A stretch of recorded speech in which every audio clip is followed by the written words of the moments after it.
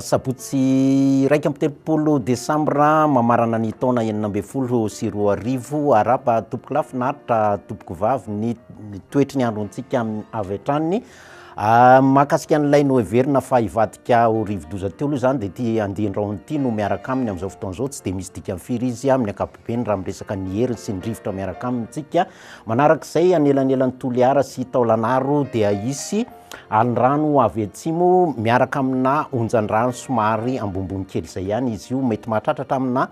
2.9 metatra indraindray amin'ny fahato izany hoe taolanaro sy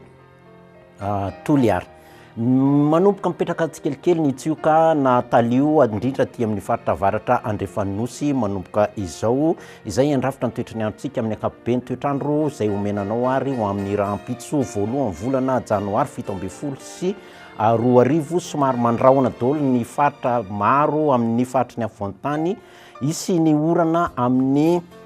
morotsiraka idiana iny Sofia Boeny mahazo melaka iny torak'izany koa ny aty amin'ny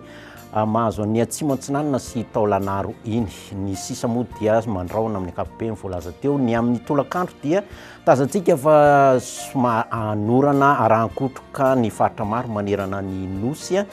ny tsy ahitantsika an'izay dia somary mandrahona ny andro ny aty amin'ny morotsiraka sava aty analanjorofo atsinanana torak'izany koa ny aty atsimo ny morotsiraka atsimon'ny faritra atsimo andrefana aty ny raha mahakasika maripana dia somary manembokevoka be hatrany isika hitantsika 10 ny any Antsirabe any 20 ny faritra avy ny afovoan-tany ny faritra morotsiraka 20 hatramin'ny 40 na 17 degré Celsius ny mafana indrindra hitantsika any Morondava sy any Amaivatanana any 4 degré Celsius ho antsika eto ampovoan-tany dia 20 degré Celsius na 30 degré Celsius ny any amin'ny Fianarantsoa any ny toetrandro amin'ireo tanan-dehibe ivelan'i Madagasikara dia somary masoandro be daholo ny any Milan, ny any Johannesburg, ny any Bangkok any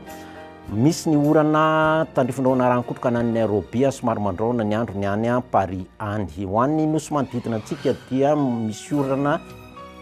tandrifondraona ny any Maurice torak'izay koa ny any La Réunion any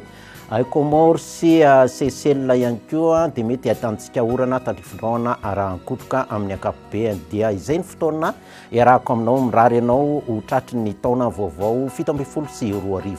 saora tompoko veloma